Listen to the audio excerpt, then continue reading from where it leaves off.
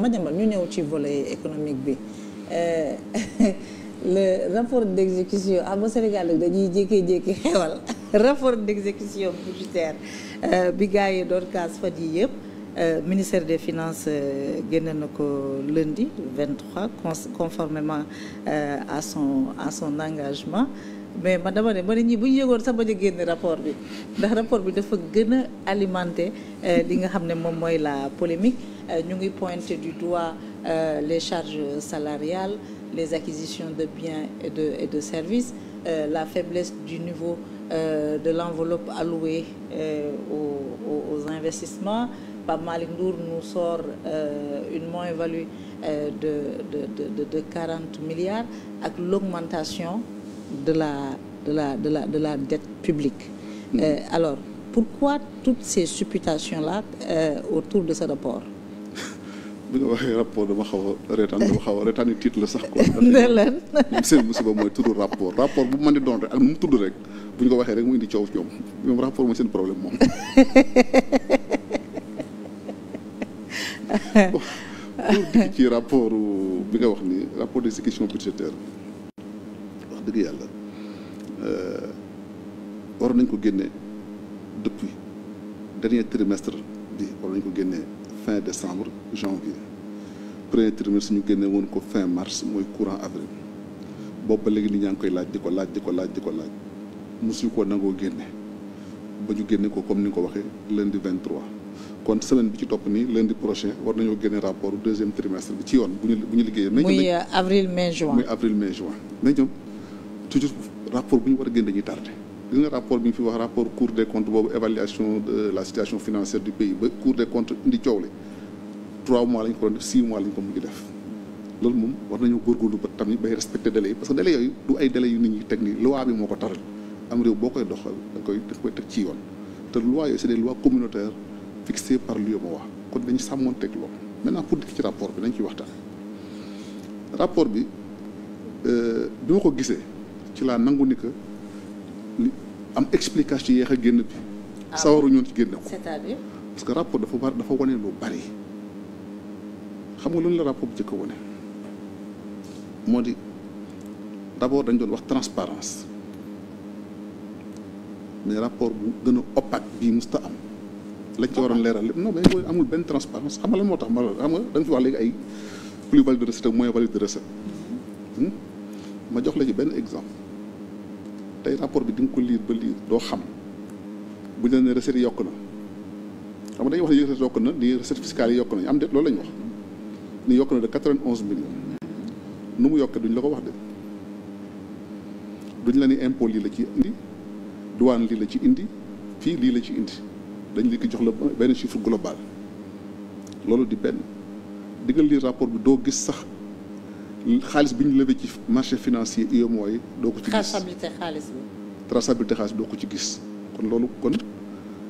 dañ ko ci dëxëñ ci loolu am dañ koo def ci tableau des opérations financières expliqué wuñ ko kon loolu indi na lënt wax nga fi non plus-value de 40 milliards moins-value de 40 milliards mais ça c'est pas mal waaw c'est moom moo ko pointé du doigt sur la base de calcul qu'il a fait mais dafa am yeneen manque de transparence ci nekk boo jëlee seen annexe yi rapport yi fi daan am dañ la naan ministère sangam nangam la dépensé ci xaalis ci trimestre bi boo xoolee seen annexe yi amu ci c'est délibéré da daan am kon bu amul ñoo ko tey xamul tax ñu tey ko dafa indi woon coow fii may mun a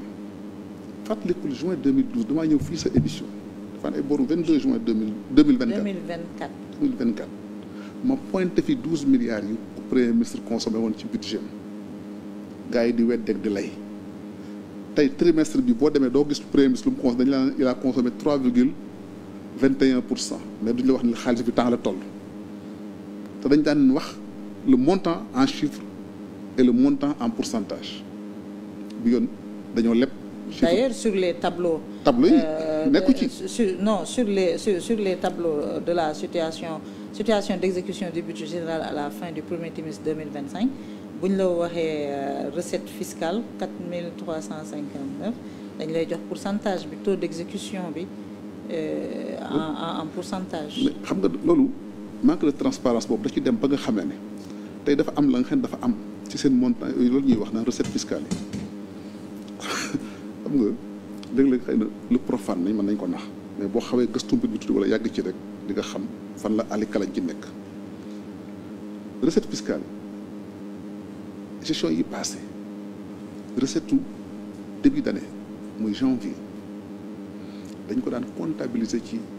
décembre pour mën a équilibrer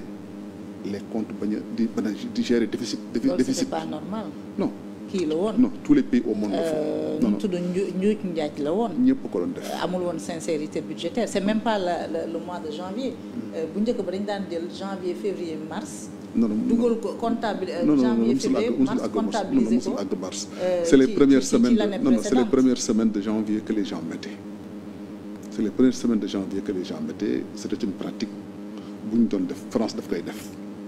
man xam naa yeneen réew yu koy def kooku man ci télévision laa nekk dama ne France da koy def kon man li may wax ñi mee naa ko donc kon loolu c'était réalité yu amoon mais bi yoon defuñu ko d'accord mais kon bu ñu comptabiliser ni que dafa am progression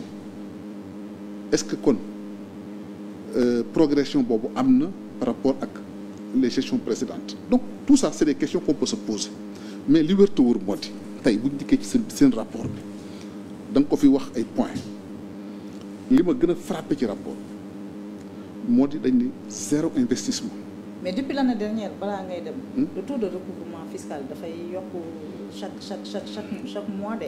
maintenant est-ce que pression fiscale la ou bien est-ce que dañuy fayloo ñu daawul daan fay est-ce que état dafay dem di jël xaalisam bi nga xam ne yenn entreprise yu mag yi dañ ko daan dëxëñ toog ci parce que y a eu beaucoup de contentieux fiscaux. non c'est-à-dire def nañu une politique fiscale muy la nga xam ne dañ koy saluer pour recouvrer élargir assiette bi ak yokk moyen de recouvrement état noonu lay fonctionner te dañ koy rafetlu kooku c'est une bonne politique maintenant politique nag état ay recettes am wala politique économique am du fiscalité rek boo jàppee ni fiscalité mooy régler sa problème rek nga gëmm ci fiscalité ni ko buggaan di waxee naan juuti du sotti. mais loolu mën na expliquer l'augmentation des recettes fiscales. non kenn weddiwul ni mën na augmenter mën na ko expliquer parce que aussi politique fiscale Sénégal il faut dire une chose dafa ces dernières années dafa nekk une bonne politique fiscale ba nga xam ne le Fonds monétaire international dafa organiser woon un colloque international à Londres et aux Émirats arabes unis booba Christine Lagarde moo fi nekk di présenter la politique fiscale du Sénégal comme moyen d'exemple kon loolu performance dafa jiitu ñi maintenant bu ñu dikkee dolli ci nag élargir assiette bi dañ koy rafetlu et c'est une bonne chose là où il y a le danger moo nekk may mun a bu dee da nga def pression fiscale yaa tudd waxu pression fiscale ngay fayeeku nit ki quelles sont les conséquences derrière de fayeeku bi est-ce que yow tu n'es pas en train de tuer la poule aux œufs d'or moo di lan xamal la boo dikkee def ko pression fiscale fayeeku ko ba nga xam ne moom du day dee est-ce que boo dellusiwaatee ëllëg doo ko fi fekk. mais le taux est toujours à moins 20%. du la fi fekk moo tax man la il faut aussi ñu dawal ci xel xam nga lan moo tax man la ñu dawal ci xel wala wax exemple yi nga xam ne dama ko gis ay entreprise dund ko nga ñëw am redressement fiscal nga dikk di waxtaan ñu dem def ATD directement sa compte la fa nekkoon ñu jël ko impôt jël na ko def nañ ko ci keesu état mais entreprise booba la mu jël moo doon fay salaire employé bu sa employé fayeekuwul kon conséquence sociale est-ce que seetlu nga ko wala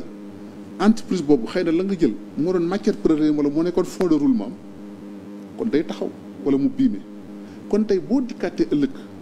dans 1 an ou dans 6 mois doo ko fa fekk ba di ko fayeeku moo tax ma la il faut aussi ñu def ko ak xel fay impôt jaadu na te moo war ci état mais dañ koy expliquer di waxtaan nit ñi moom communication parce que gis nga da koy créer environnement ba nga xam ne nit ki du xaar sax nga koy fayeeku sa impôt mooy dem fay impôt def déclaration dans les normes da nga koy teg lu mu mën a fay mais aussi nga créer les conditions mais aussi dafa am situation économique bu am ci réew mi boo xoolee ni que homme d'affaires yi nga xam ne ñoo fi nekk l'activité de l'entreprise privée au Sénégal pratiquement plus de 60 à 70% 75% mel na la mu ëpp ko sax état la ñuy liggéeyal ñooñu bu ñuy liggéey ak état bi fayatul la dette intérieure. Il y a 150 milliards. kon xam nga y a un problème kon ko ñooñu amatuñu lu ñu fonctionner bay fay impôt kon loolu di premier problème mais activité économique bu amee relâchement day ressentir ci économie bi, day ressentir ci fiscalité bi, day ressentir sur les recettes de l'État. te tey boo nangoo lenn nga ni yow wax nga fi ni investissement 0,26 ou 86% lañ investir sur le trimestre mooy sur 250 milliards comme 245 milliards 8 milliards lañ ci jot a def am investissement boobu moo doon tourner la machine économique. kon loolu benn manquement. Deuxième manquement, gisoo fi benn investisseur privé bu ñëw Sénégal donc bu investisseur privé ñëwul investissement public amul mais sur quoi va fonctionner l'État. loolu moo tax situation bi nga xam ne bu ñu jàpp ni que da ngay gargar jiw naan am na ay recettes fiscales rek yokk na réglé wul daf mën na yokk sur le papier mën na yokk mais la muy jur ci ginnaaw ci conséquence na nga ko xam mooy perte d'emploi mooy de disparition des entreprises. et gis nga tey boo dee def fiscalité benn bi pourquoi mu am caractère impact social bi important da ngay ñëw nga fay ko nga xamee ni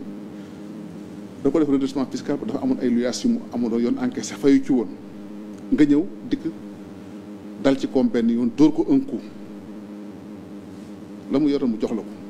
wala nga fekk ko ci comptam jël ko bu fekkee pay loolu da ko jël ci moom te fekk ci la doon fayee ñooy liggéey biir këram ci la doon dund ci la doon fay ñàngu doomam la ci la doon fajoo bu ko jëlee la dootu faju dootu fay ñàngu doomam dootu fay et cetera xam nga yooyu day am ay conséquences économiques et sociales ya nga xam ne day baax aussi nga am proximité ak contribuable bi di mën a discuter ak moom di mën a am noo koy teetee loolu sëriñ boobu dañ ko dul déglu mais il préconisait ce modèle là ba nga xam ne daf ko jànge woon ay Singapour ak ay Malaisie daf ko yàgg di wax mooy une proximité entre l'entreprise et la fiscalité. Pour moom dafa jàpp ni que inspecteur des impôts dafa war a encourager entreprise bi di ko teete di ko pousser pour mu jëm kanam ndax loolu mooy développer économie mooy tax moom moo am ay recettes mais fii boo amee perception ni que kii entreprise bi mu am na xaalis warta am xaalis y a problème wala ko am xaalis daf ko sàcc y a problème wala pourquoi muy am nangam y a problème donc soo jiitalee répression bi ak traque bi rek da ngay forcer mission bi nga xam ne mission d'assistance et d'encadrement bi yooyu yëpp dafa nekk loolu nañ ko war a waxtaane moo tax il est important débat sur les questions économiques am ci réew mi gis naa ay acteurs politiques yi nga xam ne par exemple sur le dialogue national bon par exemple comme Amadou Ba avait préconisé sax un débat sur l'économie yooyu dafay permettre ñu mën ko fa génne waxtaane lan ban je ne dis pas une charte économique et sociale mais ay paradigme yu ñu bees yooyu ni mën ci sukkandiku ba Sénégal yi mën ci ànd di ko liggéey am réew doo tëb rek tëju sa biir bureau di doxale noonu surtout que nag aussi am réew dafa bari ay compétences ak ay branches bu dee yow impôt nga xam loolu nga jàng nga jàpp ni ko am réew ci impôt rek lay tëkku yaa ngi ci erreur surtout que aussi nag